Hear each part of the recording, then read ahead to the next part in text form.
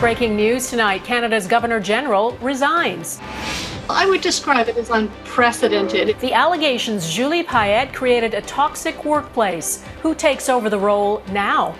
Canada's mission to track the more contagious COVID-19 variants. It's a search and destroy. As cases spike in an Ontario care home.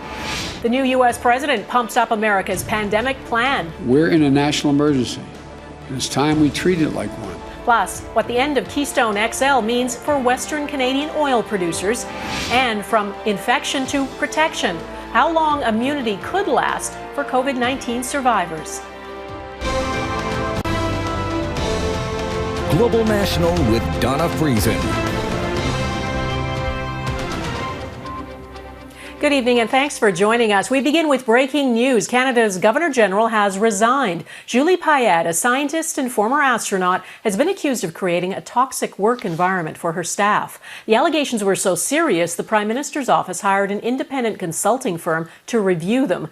Its report has not been made public, but it is said to be scathing. The Governor General is the Queen's representative in Canada and presides over the swearing in of the Prime Minister, the Chief Justice of Canada, and cabinet ministers. Late today, the Prime Minister released a statement saying every employee in the Government of Canada has the right to work in a safe and healthy environment, and we will always take this very seriously. Mercedes Stephenson, our Ottawa Bureau Chief, is following this story. Mercedes, what are your sources telling you? Donna, sources say that what is in this report was so bad, so scathing, that there was no way the Governor General could have stayed in her job, and that the Prime Minister was not happy with what he read in this report, an already strained but functional relationship. He made the decision, those sources say, that essentially Payette had to be out of the job, and that left her with two choices. She could either choose to resign of her own compunction, as she did, or face the unprecedented scenario of the Prime Minister going to the Queen to have her fired. Julie Payette put out a statement on her resignation this afternoon in which she said she was sorry, but it's not a particularly apologetic tone. Tensions have arisen at Rideau Hall over the past few months, and for that I am sorry. She says that we all experience things differently, but we should always strive to do better, and for the good of our country and our democratic institutions, I have come to the conclusion that a new Governor General should be appointed. So she is stepping down, but the tone of that stepping down still very interesting. Mercedes, concerns about how Payette treated staff aren't entirely new. Some were raised in her last job with the Canadian Olympic Committee. Are there questions about the vetting process for those being considered for the role? Absolutely, there's questions about that, because how was this not caught? How was it that reporters were able to dig this up? How is it that I and others spoke with members of her RCMP detail who talked about how they were treated? Why was it that they were not able to ensure such a high-profile position had the right person? One of the criticisms is that the Prime Minister got rid of a vetting committee Prime Minister Harper had used to establish Governor Generals. I talked to an expert about whether or not a committee like that should be reinstated to choose the next one. I think in light of what we're seeing now, that Justin Trudeau's decision not to use that committee, not to use that process, and come up with what looked like a star candidate on his own, somehow that didn't work out so well. So perhaps he will accept that evolved process for selection. So, Donna, there will be questions about why the Prime Minister didn't get this right, and perhaps why he didn't act sooner. Okay, Mercedes in Ottawa, thanks. Payette's appointment was approved by the Queen in July 2017. She was installed 3 months later. Governors General usually serve a 5-year term. The role is especially important during a minority parliament. The Governor General has the legal power to appoint a government and the power to dismiss it. That power, though, is limited by constitutional conventions. The Chief Justice of the Supreme Court, Richard Wagner, will take on the Governor General's duties until a new person is appointed. Now, to vaccines and the pandemic. The Major General in charge of Canada's vaccine rollout confirmed today no doses of the Pfizer-BioNTech vaccine will be delivered to Canada next week. Pfizer has said the delay is necessary because it's retooling its manufacturing facility in Belgium so it can expand production there. Ontario's Premier Doug Ford says he doesn't buy that. How is all these other countries around the world getting them and Canada isn't getting them? Said down in the U.S. as well, down in Kalamazoo. I'll drive down there myself and we'll pick them up if we have to. I'm going to be on them like an 800-pound gorilla until till they come up and deliver vaccines. On top of the vaccine delay, concerns are growing about how fast highly contagious variants of COVID-19 are now spreading in Canada. Preliminary results reveal a variant has reached a care home in Barrie, Ontario, where at least 25 residents have died. As Eric Sorensen reports, the variants are so much more transmissible and detecting them is more complex than a simple COVID-19 test. 6 cases of a COVID variant in this Barrie, Ontario long-term care home is just the kind of spike in transmission that health officials fear is just the beginning. They're waiting for a second round of tests, but the outbreak is serious because COVID variants are proving to be more contagious. The spread was so quick and so serious that there was a concern there that it might be a mutant spread, and which it is.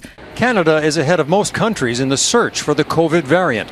The Canadian COVID-19 Genomics Network is looking for the missing gene in samples from different parts of the country. So we are looking at different groups, also geographical regions where there's a significant and rapid spike or increasing number of cases. It's a search and destroy. We want to find these in our communities and we want to stop those trends of transmission so it doesn't spread in our community. There are signs that recent restrictions in Ontario to limit contact with others is working. One positive trend, the curve of daily cases in Ontario peaked at an average over 3,500 10 days ago and has now fallen to 2,751, a more than 20% drop. But other forces, like the COVID variant, could reinflate that curve. Yes, lockdown is slowing transmission. But where transmission is happening, the risk that it can increase even faster is now higher because of the presence of these new hyper-transmissible variants. Regular COVID checks do not identify the variant. Positive results require added genomic testing to get a clearer picture of how much mutated virus there is. All of one day's positive tests in Ontario have just been scanned. There are roughly in Ontario 2,600 positive cases. Public Health Ontario will be doing this S-gene dropout test for the UK variant on all of them. And we will actually hopefully sequence all of those. American health officials expect the COVID variant will be the dominant virus in the U.S. by March. Health officials here say it's a critical time for Canadians to continue to limit their social contacts to keep numbers down until enough vaccines arrive. Eric Sorensen, Global News, Toronto. There is an outbreak of COVID-19 in one of the largest Canada Post sorting facilities in this country. Canada Post says 121 employees at its Mississauga facility have tested positive for the virus since January 1st. The company says public health officials have indicated most of the cases came from the broader community. Since the start of the pandemic, more than 1,000 Canada Post employees have tested positive. The new U.S. president went straight to work on his first full day in office, and President Joe Biden is not sugarcoating how bad things are. He says the death toll from COVID-19 is on track to reach 500,000 people by next month. The virus is spreading faster than ever in the U.S. The deaths of more than 4,300 people were reported just yesterday when Biden was sworn in. The U.S. has lacked a national strategy, and today Biden said he intends to fix that. Jackson Prosco reports. The first day of the Biden administration will set the tone for the next 100 days in the fight against the pandemic. Our national strategy is comprehensive. It's based on science, not politics. It's based on truth, not denial, and it's detailed. On this day, the new president revealed his plan for controlling the dire situation he inherited. Things are going to continue to get worse before they get better. The virus is spreading rapidly. 100,000 additional deaths are forecast in just the next 4 weeks. We're in a national emergency, and it's time we treat it like one. Biden is asking Americans to wear masks and mandating them where he can. He's also mandating negative COVID tests for inbound air travelers and wants to work with Canadian officials on new public health protocols for land crossings at the U.S.-Canada border. What's jarringly different is that Biden is addressing the crisis in bleak but frank terms. The death toll will likely top 500,000 next month. The cases will continue to mount. Unlike former President Trump, we're doing so well after the plague. It's going away. It was very clear that there were things that were said that really was uncomfortable because they were not based on scientific fact. Yet as Biden tries to focus on one crisis, he will likely be drawn into another. What a difference a day makes. Democrats still plan to proceed with the Senate impeachment trial of Trump, hoping to disqualify him from holding future public office for inciting the violent storming of the Capitol building. You don't say to a president, do whatever you want in the last months of your administration. You're going to get a get out of jail card free. A far different priority than the one coming from the new occupant of the White House. But both matters could come to define his early days. Jackson Prosco, Global News, Washington. The company building the Keystone XL pipeline is laying off 1,000 workers. President Biden has made good on his promise to rescind the permit for the project. And Prime Minister Justin Trudeau is expected to raise it with Biden when the two talk tomorrow. Our chief political correspondent David Aiken joins me. David, is there anything the Prime Minister could say to get the president to change his mind?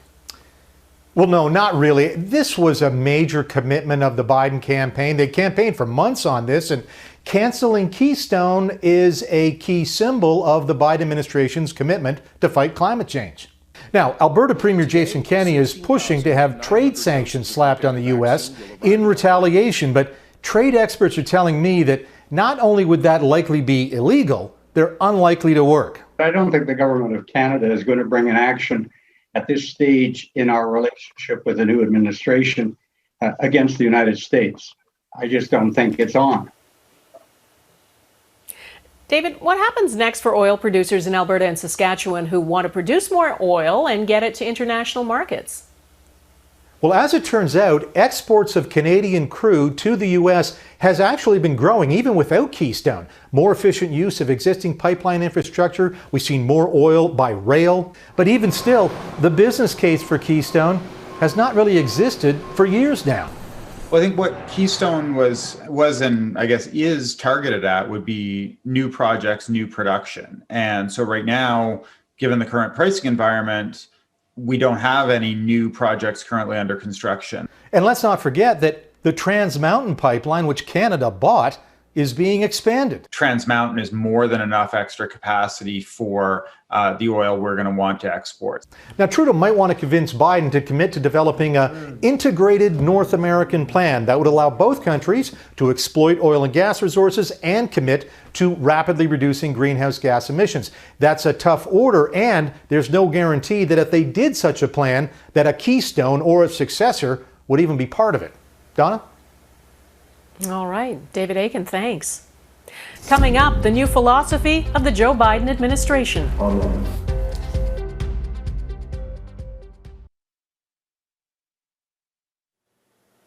President Biden said in his inaugural address yesterday he intends to rebuild alliances with the rest of the world and restore America's reputation as a beacon of hope. Today, his administration thanked the World Health Organization for leading the global response to the pandemic. That came just hours after the U.S. rejoined the Paris Climate Agreement. As Mike Armstrong explains, Biden is busy undoing what Donald Trump did. One thing the new American president has going for him is goodwill. Joe Biden's return to the international stage, a welcome change for many international leaders. After 4 long years, Europe has a friend in the White House.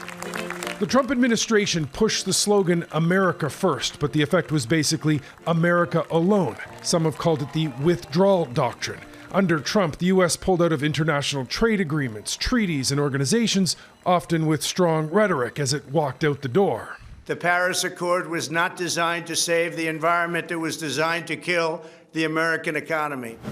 Biden has wasted no time re-engaging the U.S. in some of what Trump pulled out of. He rejoined the Paris Accord on day 1, leading to an apology on day 2. This is climate envoy John Kerry speaking to a G20 forum, he said, with pain and embarrassment. For the last 4 years, the leader of our country chose to pull out of the agreement and frankly engage in reckless behavior. The Biden administration made it official at the World Health Organization Thursday as well. Dr. Anthony Fauci, now working for the Biden White House, saying it won't pull out of the WHO, as President Trump had announced. This is a good day for WHO and a good day for global health. A lot of what Trump did is reversible. Analyst Michael O'Hanlon says Biden can undo most of the damage done to U.S. relationships, including Canada. The new president is a known commodity and well-liked by traditional allies. But will the U.S. be trusted like before if countries think agreements can just be ripped up by each new administration? That part is probably going to take a little time to repair, and especially when you have to worry that Trump or someone like him may come back. Now, parts of Biden's to-do list are tougher than others, like the Iran nuclear deal. Some things will be more complicated than just saying, we're back in. Mike Armstrong, Global News, Washington. There were a few notable fashion moments at yesterday's inauguration, but it isn't Lady Gaga getting all the attention today. It's a 79-year-old senator from Vermont. Bernie Sanders seems to live by the rule that you only need one good coat. His old standby, along with a pair of fluffy knitted mittens made of wool from old sweaters, sparked a storm of social media memes. He's been pasted into all kinds of scenes, from Star Trek to fine art, even lounging around a BC brew pub. There's a website where you can put him anywhere in the world. When asked about all the attention, Sanders said, "In Vermont, we're not so concerned with good fashion. We want to keep warm." Words to live by. Global National is back in a minute.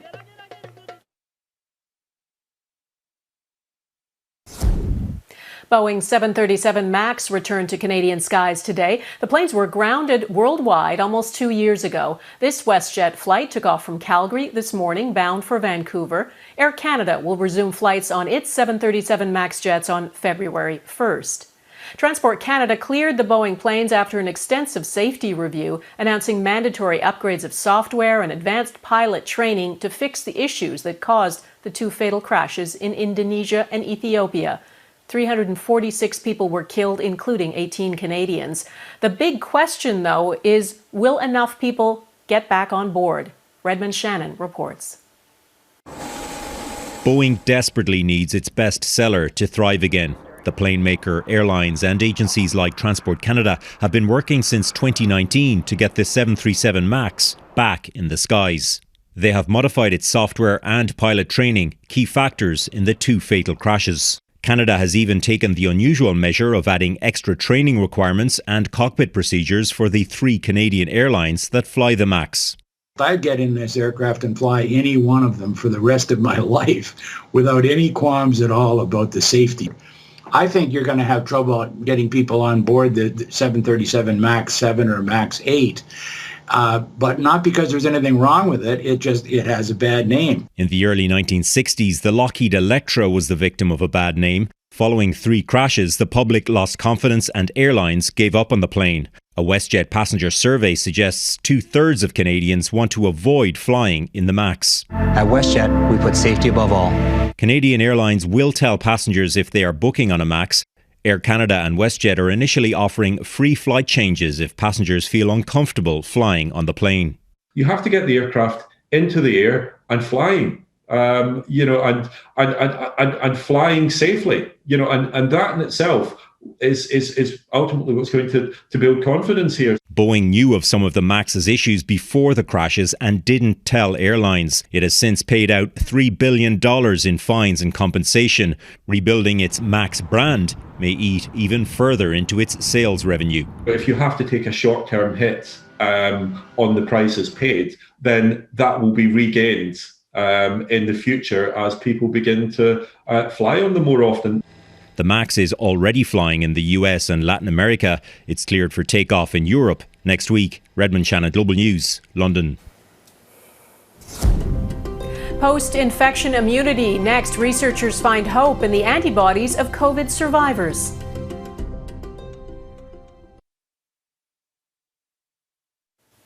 Over the course of the pandemic, more than 600,000 Canadians have become infected with COVID-19 and recovered.